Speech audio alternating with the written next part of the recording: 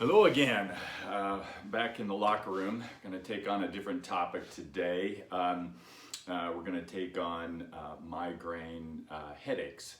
And just to do a quick review, we started kind of down this road in the locker room about 8 months ago, and we were focused on COVID primarily, and progressed on to looking at neurodegenerative disorders, and now we're kind of moving into pain syndromes, and we've discussed previously pain under the umbrella of polyvagal theory, as well as cytokine theory, and have also discussed neck and back pain more specifically. So today we're taking on a different kind of pain, and that's migraines. And we think of these as headaches, and probably someplace in the derivation of the term migraine, there was a thought around these hemi or half-headed headaches, and that may in fact be where the term comes from, but I think it's probably even more important to point out the beginning of migraine is very similar to migrate, and I think that, in my mind, describes this phenomenon better than thinking of it in terms of a half a head kind of headache.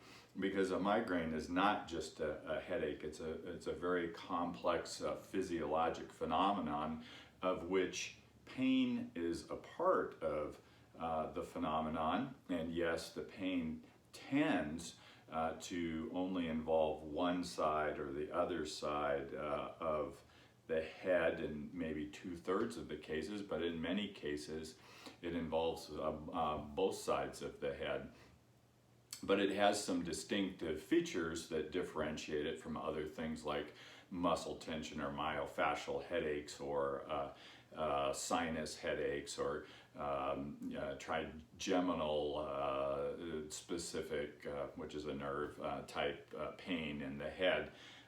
So we want to go back and just talk about, the fact that a migraine is a sensory nociceptive or pain event, but it also is an emotional event. It is a cognitive event as well. There are cognitive changes, and there are even changes in language function involved in a migraine.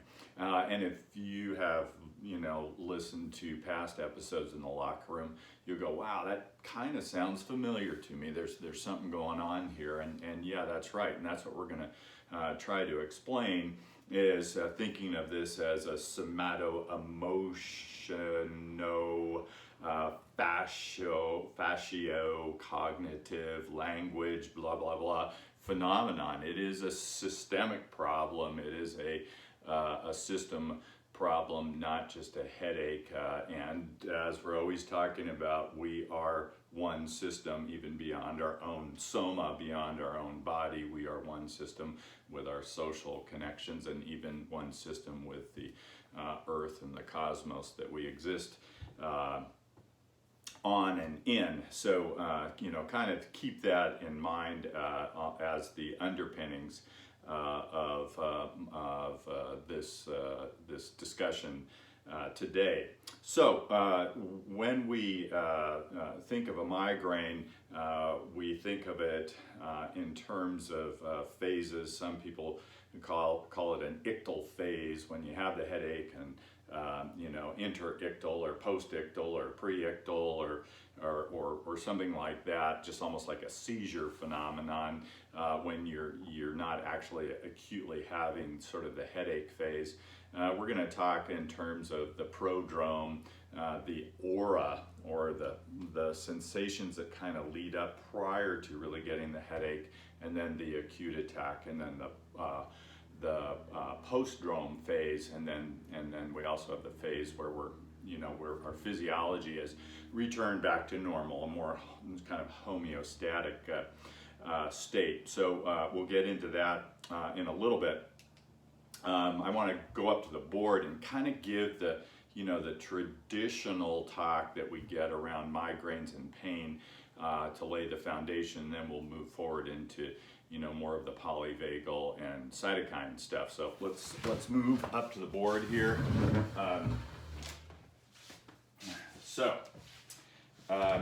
Let's start with our little guy here, and we'll just talk in terms of not so much migraines, but our model that we've used just for a somatic pain, like stepping on a tack. We step on a tack, and that activates our tissues and our nervous system to respond to the fact that we're under threat. And we send a signal up the nerve into the spinal cord, and it enters the spinal cord. It goes through the dorsal root ganglia and then into the spinal cord. And as we always tend to learn at the level of the dorsal root ganglia, we get sort of activation of this calcitonin gene-related peptide, which is pro-inflammatory, and we get activation of something called substance P, which is pro-inflammatory, and it kind of activates the whole system that, okay, we're under threat, something's being injured, look out, that type of thing.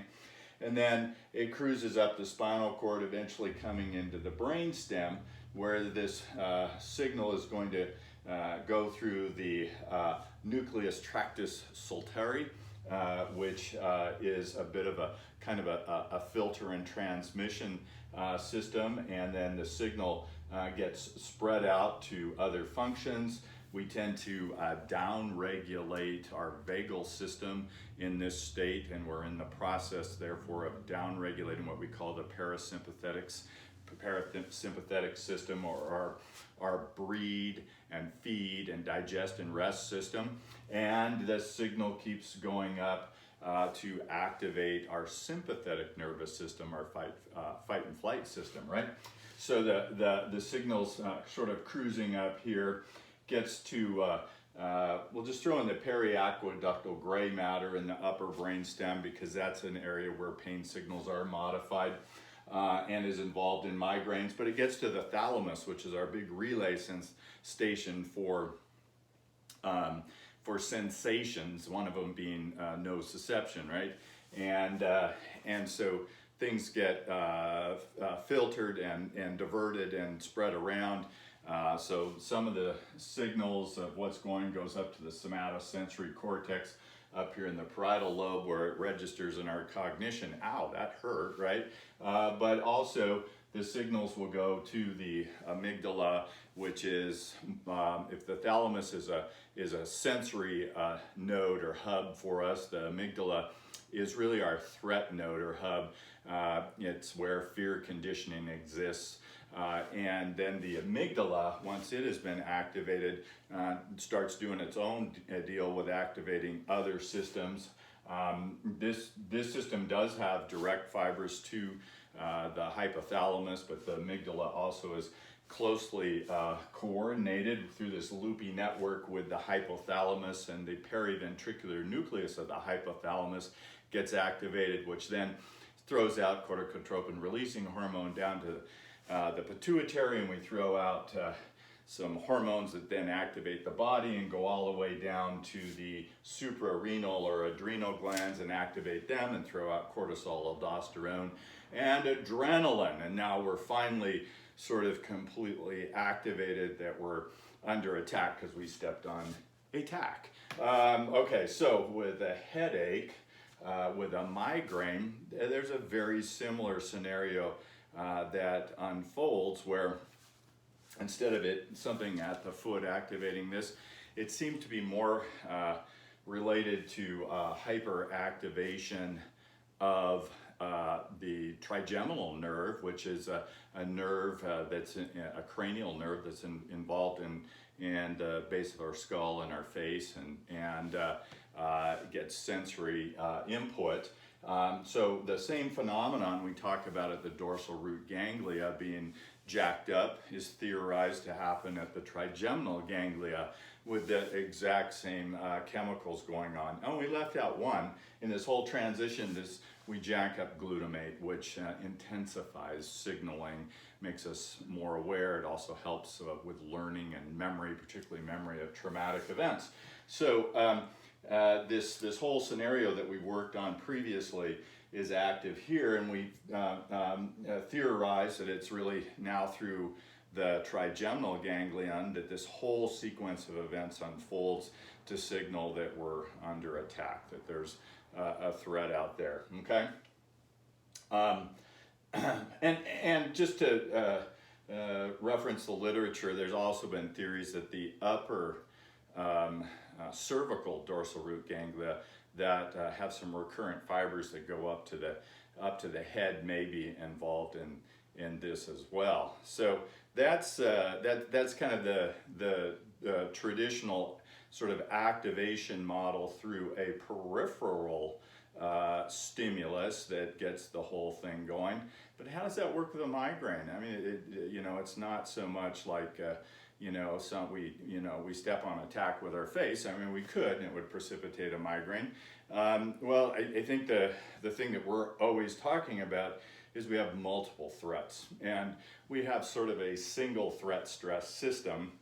This is what it looks like if we step on a tack, but that's just one form of sort of a mechanical threat to us. We've got our threat column here, so this is a good time to run through this and then talk about how the threat column can play into this. So we have physical threats like stepping on a tack, right? We also have viruses, bacteria, parasite, mycelium, or fungi. We have lions, tigers, bears, and other people that can attack us. There are toxins in our environment, and radiation can actually be a significant threat to us. Things like guns and motor vehicles are obvious threats to us. We perceive hunger as a threat. Our body reacts to low blood sugar and being hungry very much like stepping on a tack, not exactly the same, but pretty close. Lack of sleep is a threat to us. So if we're stressed and not sleeping, or we're just too busy and working too hard, our body will start to perceive our lack of restorative sleep very much like one of these other threats. We've talked before about opioids being a stress hormone and can activate the threat stress response. And we always talk about the spiritual category, the emotional threats, right? The emotional attacks that we experience in our life. Also, we have social threats. We can be isolated. We can be disenfranchised. We can be discriminated against. We can suffer significant injustices. Those are all threats that activate this system. Living in poverty is also a threat that will activate this system. And then we talk about the stuff going on down in the shadows of the brain, the predictive codes that if we've had past attacks and past threats, that they run subconsciously, searching our environment for cues of threat versus safety, danger versus kind of high risk kind of thing, or being in a safe situation. And then if we've had some trauma in our life, we can have traumatic memories that will percolate up to consciousness and activate the threat stress response as well. And we always talk about this uniquely human phenomenon of thought suppression and emotional repression, where we compartmentalize certain thoughts, kind of put them aside for the time being, or just completely stuff emotions and ignore them, don't deal with them. And that energy is in our brain. It's down in the shadows of the brain, and it's poking at the stress response. I always like to think of this red hot button, the amygdala, with the repressions and suppressions circulating in here with the predictive codes and some fragmented memories. And they're all right next to this button that they can push and get this whole system kind of going on us. So with migraines, it seems that this category, well, the hunger and sleep certainly play a part with migraines, but it isn't so much this physical category, it's this stuff that seems to be super active with people who suffer from migraines. So I want to point that out and have you sort of contemplate that as we start moving through what's going on in the brain. So we're going to start somewhat simplistic and reductionistic because that's kind of how I do things, and just simply talk about the brain, what's going on in our brain when we're under attack. And we've gone through this before in past sessions quite frequently. You can reference back to COVID sessions or mental health sessions or neurodegenerative sessions. But by and large, what happens in the brain under attack or under a threat is initially we get this rising level of noradrenaline and adrenaline. And in fact, noradrenaline under threat and stress and under the influence of pro-inflammatory and catabolic cytokines, which again are also pro-nociceptive cytokines, and cortisol, noradrenaline gets converted to adrenaline at a faster rate. So adrenaline is a little bit more sticky on certain receptors in the brain. And we happen to know that the alpha-1 adrenergic, so alpha-1 adrenaline receptors in the brain are more dense up in the neocortical part of the brain. So they are the what we call lower affinity receptors in the brain. So it takes quite high adrenaline levels and noradrenaline levels to actually activate these receptors. But once they do get activated, they tend to vasoconstrict or clamp down on the blood flow and blood vessels. Again, that's a strategy in our entire body that's occurring other places as well, like in the gut and the reproductive organs. Because when we're fighting the tiger in the woods, it's not a time for breed and feed, nor is it a time to do a lot of higher level cognitive functions or using higher level language. We're not in a mode where we really need to be solving calculus problems or writing our autobiography or something like that. And also it's really not a time for bonding and connection, making love, that type of stuff. So those parts of our brain go relatively offline. And part of that process is the high adrenaline that causes the vasoconstriction that decreases the blood flow to that part of brain that we don't need to use, and preferentially shunts our blood to our heart and our diaphragm and the muscles that we're actually using, and also to the reactive part of our brain, okay? So that's part of what's going on. We also know that the pro-inflammatory catabolic and pro-nociceptive, meaning increasing pain signaling and sensations, cytokines start kind of blocking the neurotransmission in that part of the brain. And as the levels of cytokines go up, not only is the neocortical part of the brain relatively offline, as they get higher and higher, that layer below, the older brain, we'll call it the paleocortex for today, can even start to go offline as well. So you're getting changes in blood flow to the brain. You're getting changes in the glial or connective tissue activity of the brain, and you're getting increasing, and let's say, and certain parts of the neuronal function of the brain is starting to go offline. And this is all mediated by our stress chemical soup. It's mediated by our adrenaline levels, our cortisol levels, and our cytokine, pro-inflammatory cytokine levels to be specific. So that's kind of the soup that is circulating in the body, and that obviously has certain presentations. When we preferentially shunt to the reactive part of the brain for the fight with the tiger, there's other phenomenon that go on when these parts of the brain that are relatively downregulating. we're going to upregulate all of our sensory input, because that's so important to us in being really vigilant and aware of our environment. We may get a little tunnel vision in this threat state, but by and large, our sensory system is activated because we have to be able to sense all threats out there. We have to be super plugged in. We can't be, spinning models of quantum physics in our brain right then. That's offline, but we're super plugged into the environment. So all of our sensations are amplified under threat and stress. And again, these correlate with our polyvagal states. So, we have fight, flight, and then when things get too intense, we go into freeze and faint. So this activation state where we're a little hyperkinetic, very vigilant, we're really aware of our environment, is kind of our fight and flight state.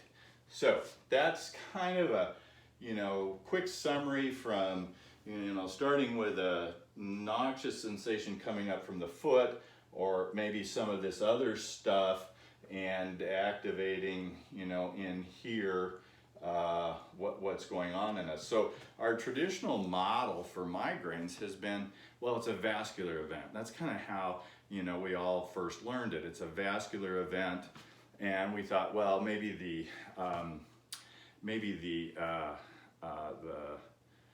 aura represented the clamping down on the blood vessels and decreased perfusion to certain parts of the brain that would give you, things like flashing lights and paresthesias, or numbness and tingling, or even a little bit of weakness, or even a little bit of a language problem.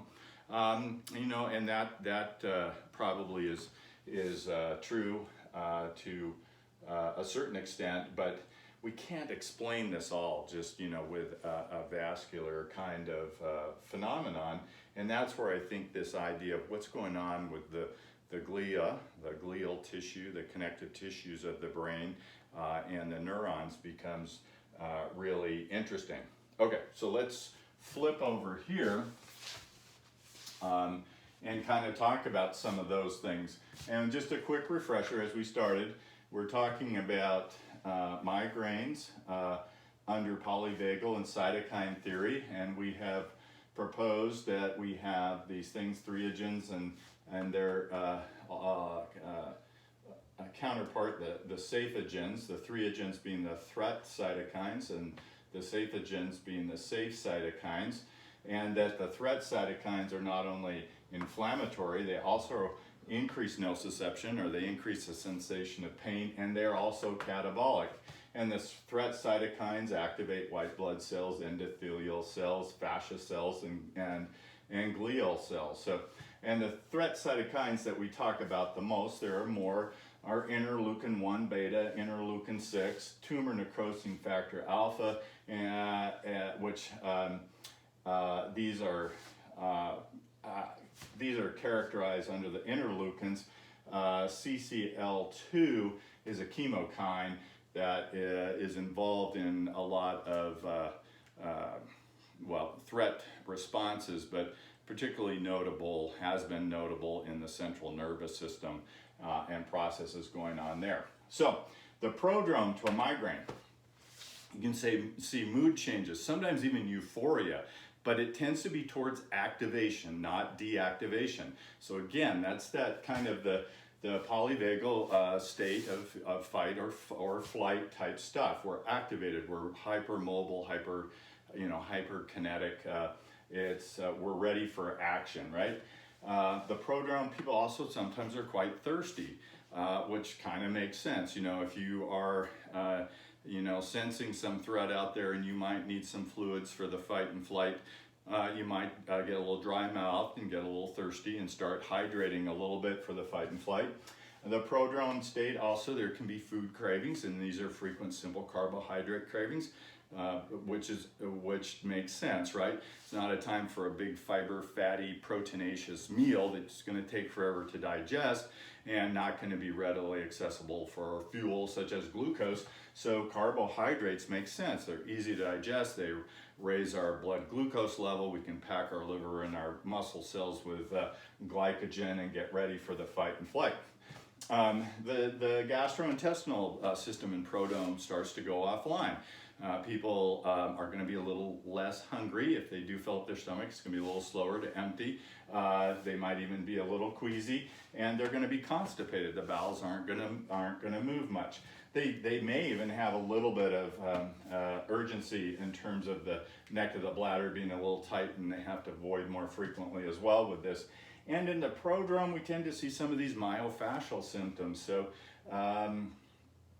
the stiffness in the neck or the stiffness in the joints.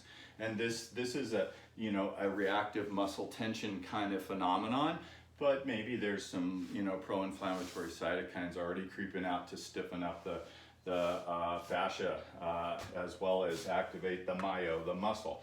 Okay, so then we move from the prodrome into the aura. So you can see this prodrome is very much a fight or flight kind of preparatory kind of phase that we're going through. Symptoms are relatively mild, but there's been a change from sort of our homeostasis. We have changed our physiology slightly in the prodrome.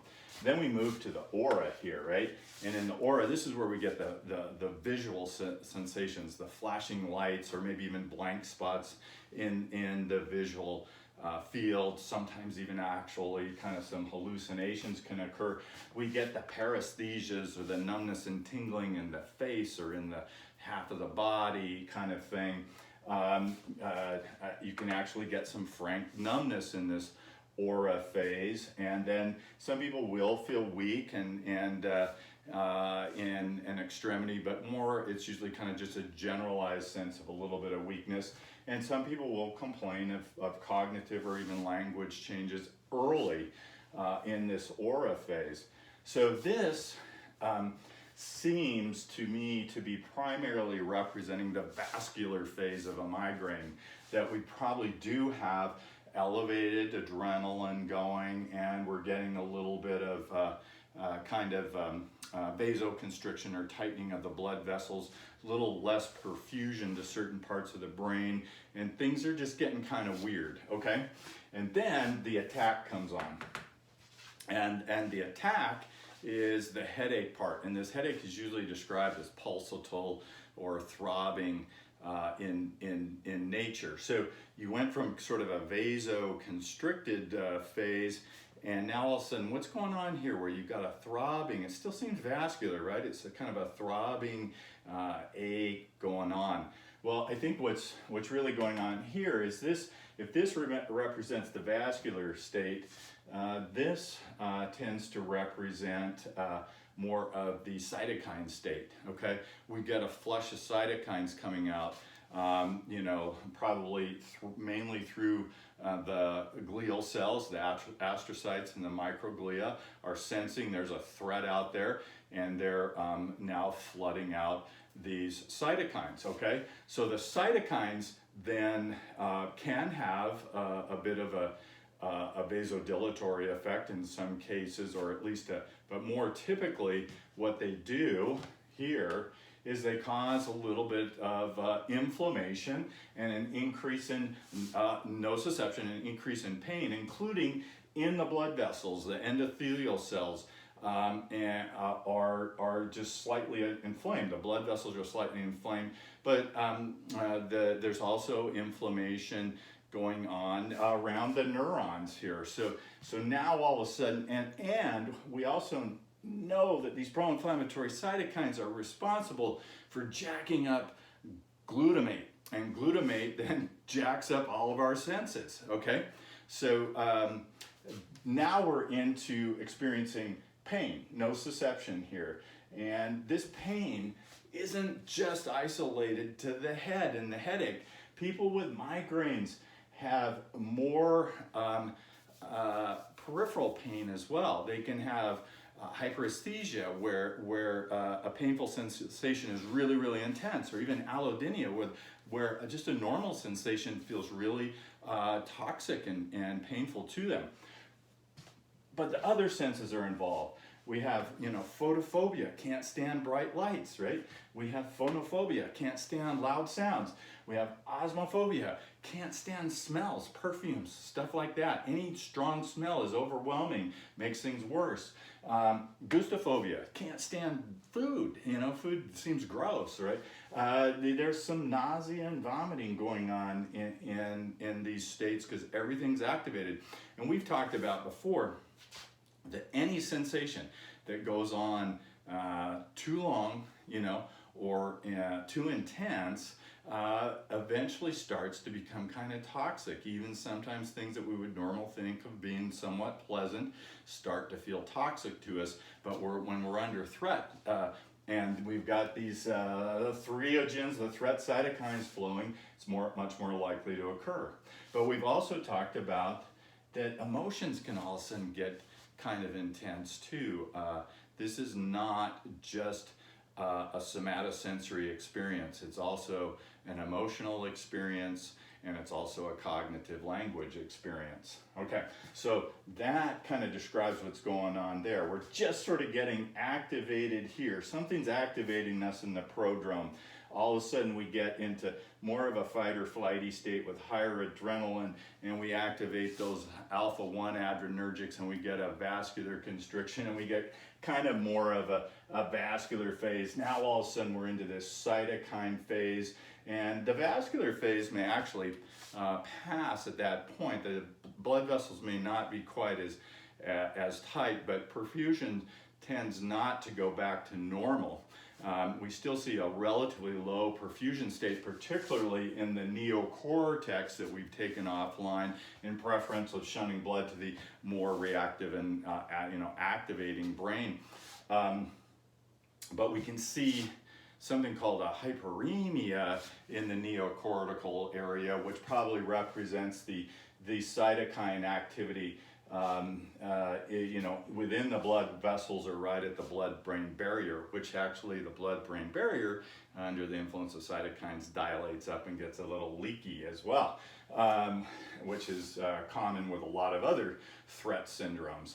Okay, so now what do people tend to do here? The whole world right now seems toxic to them, so is threatening. Even stuff that isn't threatening, it's like, can't deal with it. So they kind of start to shut down, right? A lot of times they'll go seek their bedroom, turn off all the lights, pull all the shades, turn off the TV, curl up in a ball, and appear to be suffering. So what is that? We just went from fight and flight, boom, vascular, big flow of cytokines coming out. When the cytokines start to get really high, they move us out of fight or flight, probably by acting at lower affinity receptors into freeze and faint physiology. Okay, so we now, retreat from the world. We curl up in a ball just like our dog after it got attacked, curls up underneath the desk or something and licks its wounds. We curl up in a ball and hopefully eventually fall asleep, and usually sleep is a great remedy for a migraine if we can deactivate ourselves that much. And then in the post-drome phase, after the headache has resolved from being curled up in a ball and perhaps getting some sleep and some other things we'll talk about, we start to come out and feel very tired, very fatigued, still in a little bit of cognitive fog state, and that can actually take days to go away.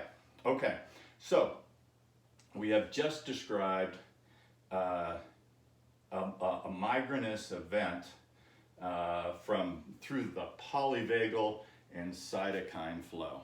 So it totally makes sense, right? It just absolutely, it's like a lock and a key. It really fits well.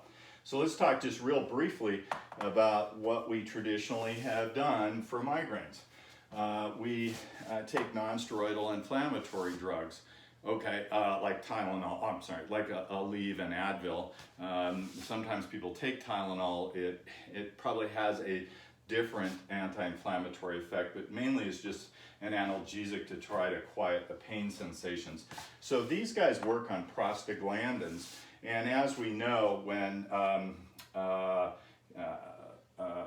calcitonin gene-related peptide is up, substance P is up, pro-inflammatory cytokines up, they jack up our prostaglandins pathway, which is an inflammatory pathway, and that's where these guys work. But a lot of this stuff is not really even prostaglandins mediated, so it's not uncommon that the people say that they help a little bit, but not very much. Then there's been this history of giving caffeine with some success, and the theory behind the caffeine is that particularly if you give it early, you can abort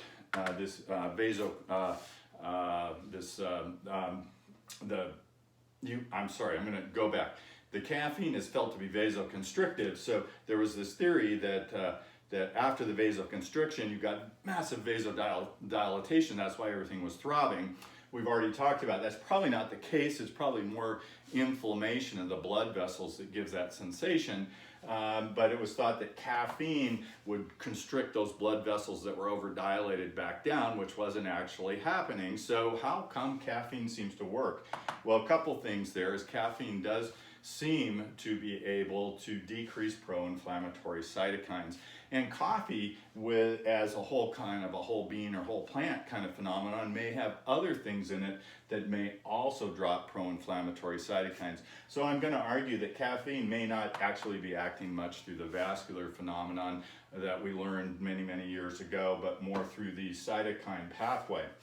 Ergotamines tend to work through our neurotransmitter pathways, serotonin, dopamine, norepinephrine, and we all kind of know that when we're under attack, when we're under threat, as the threat increases, we first drop our serotonin levels, then we drop our dopamine levels, and then eventually start to drop our noradrenaline levels.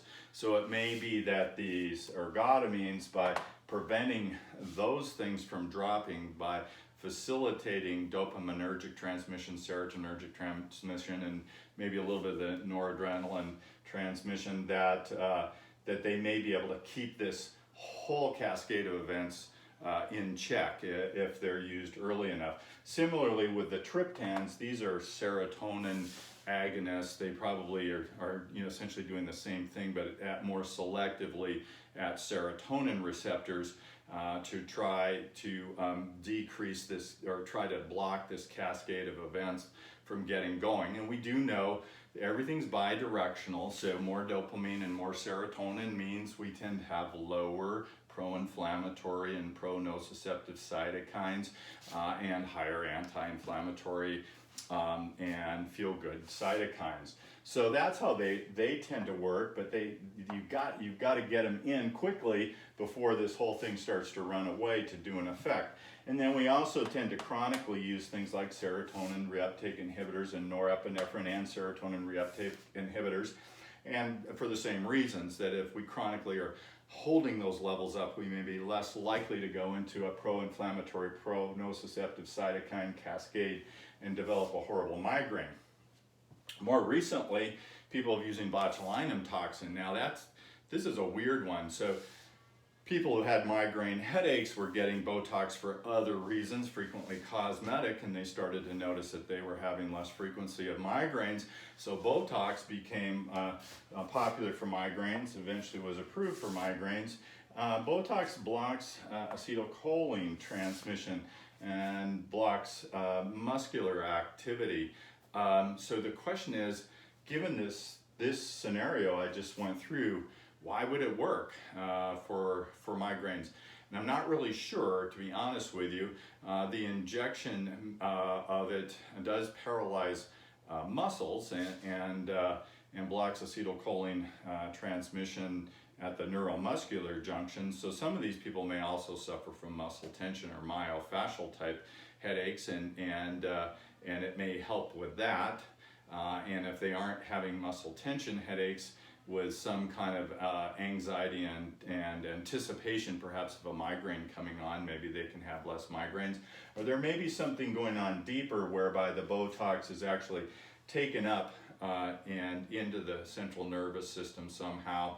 And there's another effect going on. But I really don't have a great explanation for this. We do know that in the sympathetic or fight or flight nervous system, the first connection is mediated by acetylcholine in the fight or flight system to the secondary neuron. Now the secondary neuron is going to go spit out noradrenaline, so perhaps it's working in that interface somehow, but I honestly couldn't tell you how. And then the newest thing in the modern world, we can make monoclonal antibodies to almost anything. In fact, I think that's what's happening is people are making monoclonal antibodies to everything they can find in the body, and then after they make it, they try to figure out what it might work for.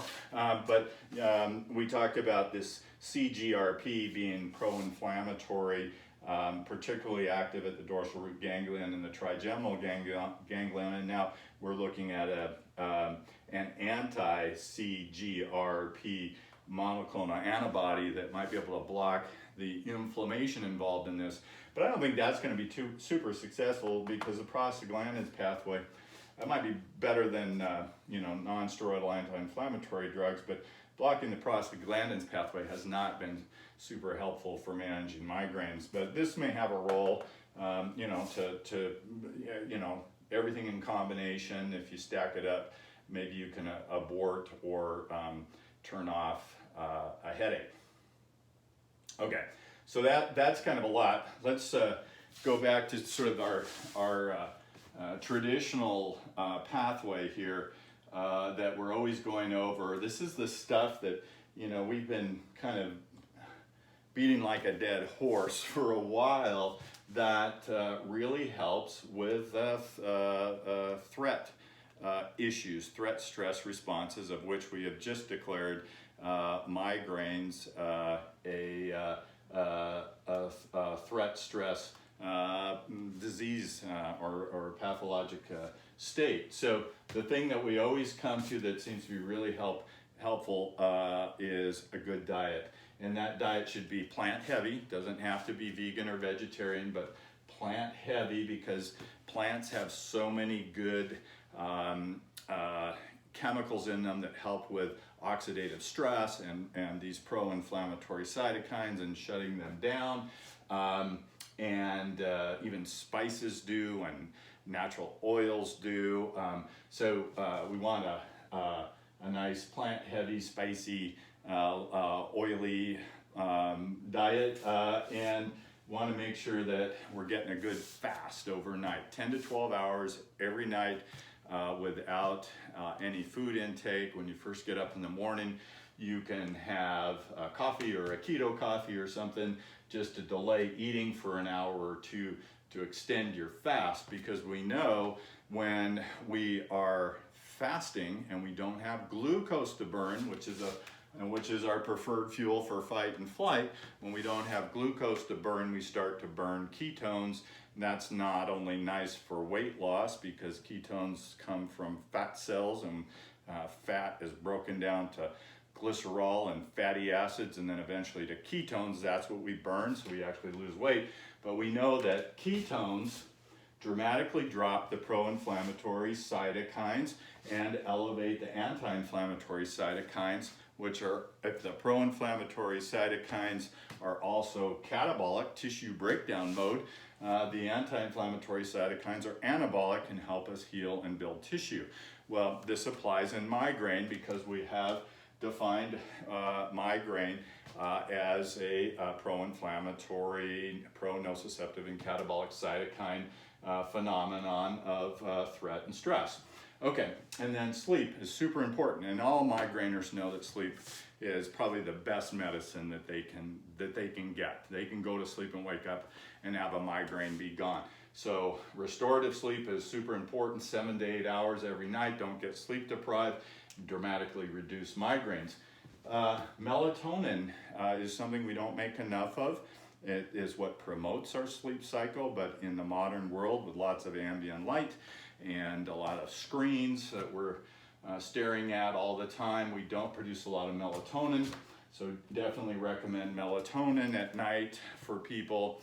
And the nice thing is melatonin also drops pro-inflammatory cytokines and elevates the anti-inflammatory cytokines and gets us into that sleep state and that healing state of sleep. On the vitamin front, real quick, vitamin D, vitamin K2, vitamin C, vitamin B. We always like vitamin B3 a lot. Magnesium and normal levels of zinc are important for us. All of these can drop pro-inflammatory cytokines. So you can get you can get this with sunlight, a lot of this other stuff you get with a good diet, but it doesn't hurt to supplement. You never want to over supplement zinc because it can be toxic, but it's very important for many of the enzymatic functions in our body, including the degradation of cytokines, pro-inflammatory cytokines, and building anti-inflammatory cytokines. So, but the other stuff is hard to overdo. There's some other things out there that are really helpful with pro-inflammatory cytokines and oxidative stress in the body. Quercetin, glutathione, and acetylcysteine can be quite helpful. So those are kind of the holistic supplement, dietary food kind of things to attend to. But the big issue that we always keep coming to, right? We're under the polyvagal theory. We got to talk about vagal tone and vagal stimulation. This is the thing. This is the thing that we should be focusing on primarily with people who are suffering from migraines. They are suffering from a sense of threat in the world. They're stressed, right? And we need to deal with that, and we need to get them back into what we call ventral vagal tone, or activate this nucleus ambiguous up in the medulla to chill them out, because when this guy gets activated, when we have increased ventral vagal tone, all of this pathway, all of this cascade of events gets shut down, and we move into breathe, feed, digest, and rest physiology, which is the physiology where we're spewing out anti-inflammatory and anabolic cytokines, and we don't experience pain, and we don't have all this migrainous crap going on. So the ideal way to do this is, through some breath exercises and safe social connection, and modalities that feel good to us and make us relax, massage and things like that. But a lot of times, once you're in a migraine, you're not really going to tolerate doing much of that at all. So there are some things perhaps that, the acoustical vagal stim might be really nice. These are sounds that are meant to be soothing to us. And there are some devices out there that do that. Obviously, there are surface devices that are electrical stim that may not be well tolerated during a migraine, and there are even implantable devices. There are cholinergic supplements and medications that might be useful here. Phosphatidylcholine is a precursor to acetylcholine, which is the major neurotransmitter for the vagal system, the ventral vagal tone type thing. And that may be helpful to have enough of that. We can certainly get that through the diet that we talked about. Urocholine is a cheap and old drug that might help with a migraine. Interesting, nicotine does sit on nicotinic acetylcholine receptors and can have some vagal activation associated with it, and it might be helpful in headaches. Newer drugs are being developed, like alpha-7 nicotinic acetylcholine agonists that might be helpful. As I did mention before, though, we have to always recognize in that fight or flight sympathetic chain of events, there are some acetylcholine, there is some acetylcholine neurotransmission going on. And so, it's not always pure that this would work. Certainly, activating the entire vagus system naturally would be a better way to go. Other things that can be helpful are GABAergic. So we talked about glutamate being this thing that jacks up the whole system. makes us super sensitive to all sensations, but particularly pain. So the counterpart of glutamate is gamma aminobutyric acid. And we can give that as a supplement, but if you're under threat, it can be quickly converted to glutamate, so that may not work super good. But we do have drugs that fall into this category, including baclofen and gabapentin, pregabalin, and the benzodiazepines like Valium. People have used propofol, who's also a GABAergic medication, an anesthetic type medication, sedative, a strong sedative to help break migraines. Oh, and that reminds me, I wanted to mention in the old days, IV infusion of magnesium was a drug of choice for migraines. And again, it was thought due to its effect on the vascular bed, but we also know it's highly anti-inflammatory. So that's kind of cool. And it can still be used. Some people still use it IV, in fact, to break a migraine. And then we're down here to some of these other ones that interface with the adrenergic system.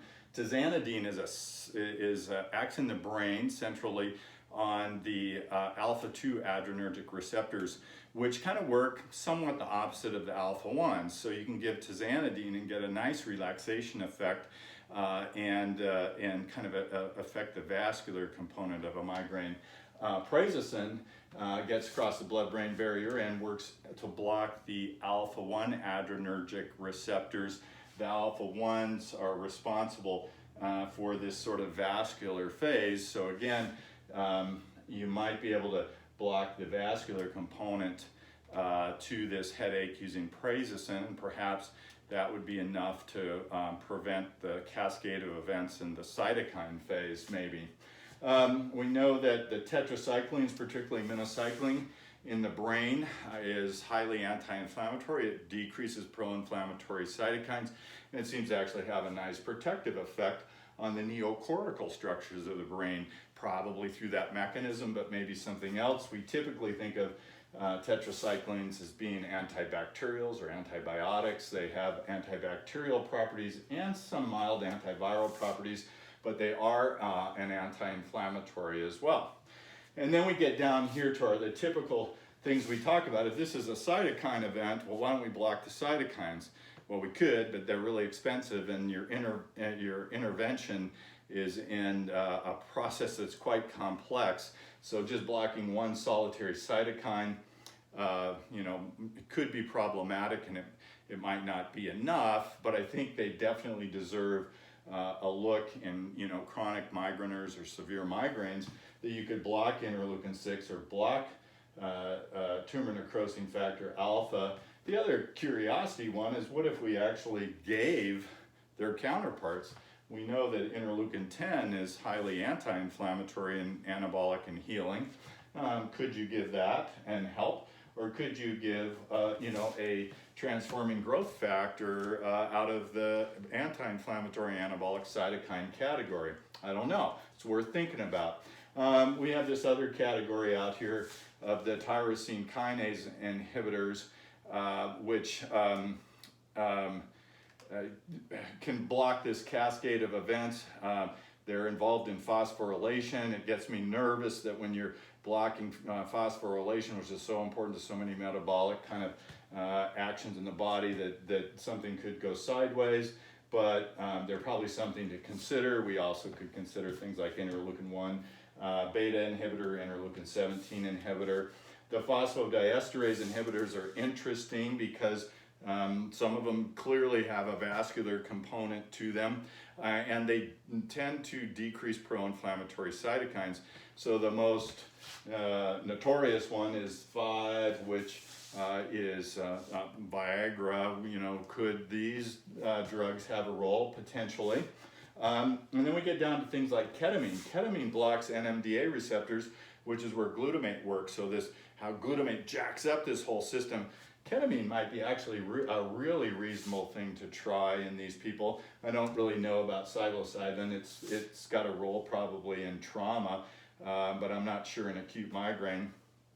And then we get down into Naltrexone again tends to, it's an opioid receptor blocker, but we also know about it now as it works in the glial tissues to decrease pro-inflammatory cytokines. So low-dose naltrexone may have a role. And then now we're getting down into kind of the hormonal aspect about it, which deserves touching base on. Migraines are much more common in women. They're much more common between the ages of about 13 and 44. So what's going on in women in those ages? Well, they have pretty dramatic hormone levels going up and down, and we know that that the anabolic type hormones are highly anti-inflammatory and anabolic. Well, guess how they might be able to do that? They can modulate the cytokine system.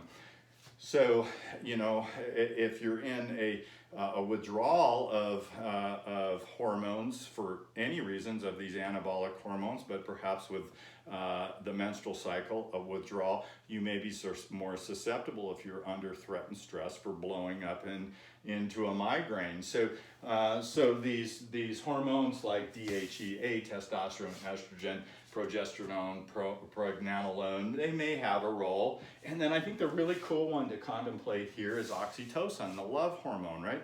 It also drops pro-inflammatory cytokines, and it is highly analgesic, right? It gets women through childbirth. That's a tough thing to get through.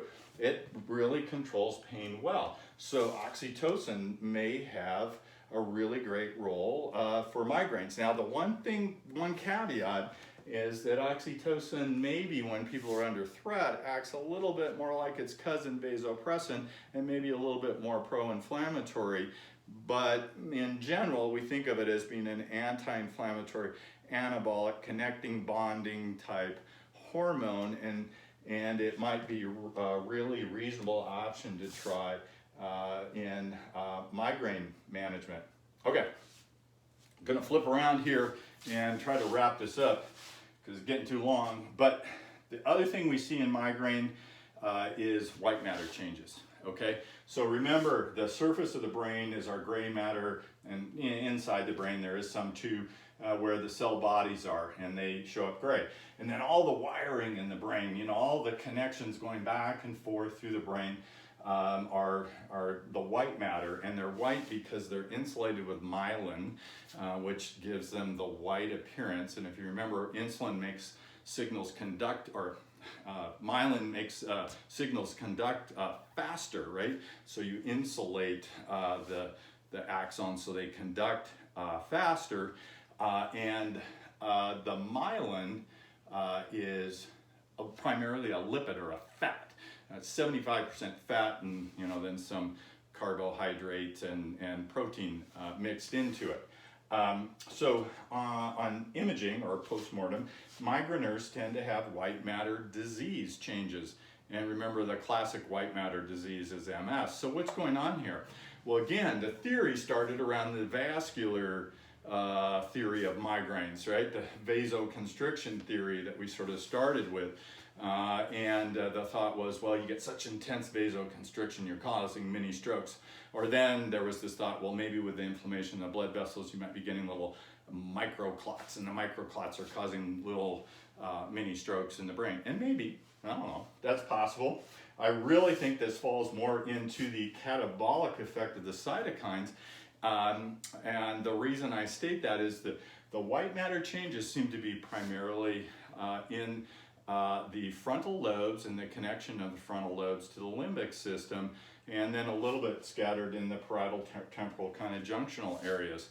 Okay, so the white matter changes are in the areas that we're taking offline under threat and stress. There's a predominance in those areas, and we talked about this in past sessions, neurodegenerative primarily, about the fact that what seems to be happening in those parts of the brain is under threat and stress as the body is trying to look for sources of fuel to sustain a fight and flight, that it starts to downregulate the neurologic and glial structures in those areas, and the cells start to kind of go dormant, and they start to mobilize even their own resources for use in the rest of the body. And myelin is a very rich source of fuel. It's packed with lipids or fats.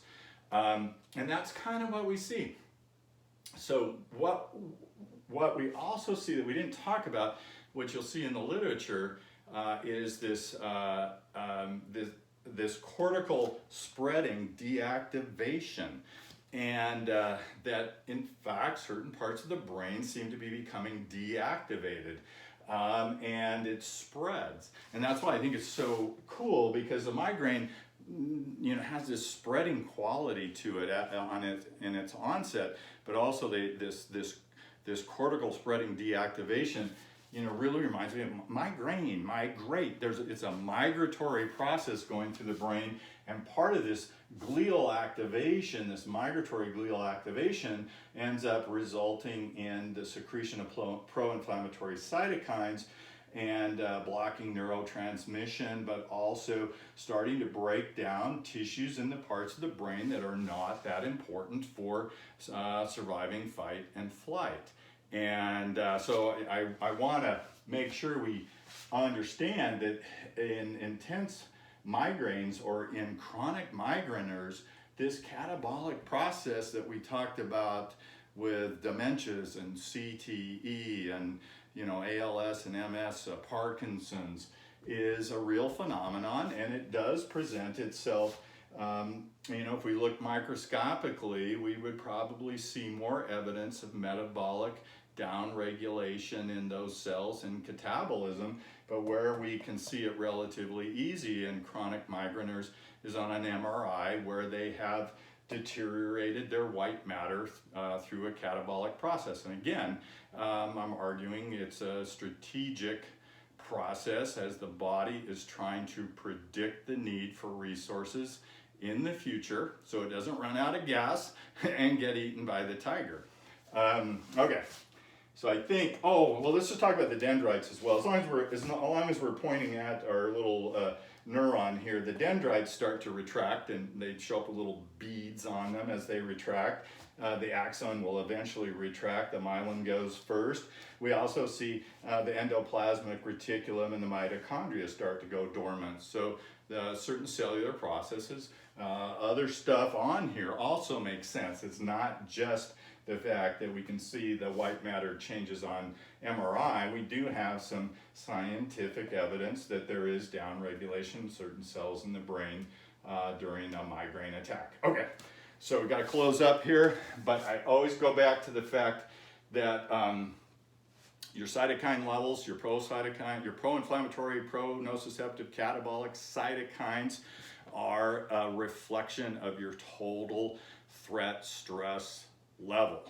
And this is the threat stress column. So when we see a migraineur, when we see somebody who suffers from migraines, we don't want to get obsessed with these little micro interventions that they don't work that well. We've got to do a total assessment of the threat stress level, figure out where they are, and then figure out how we're going to decrease those. At the same time, push people towards this ventral vagal tone, activate the nucleus ambiguous in the brain.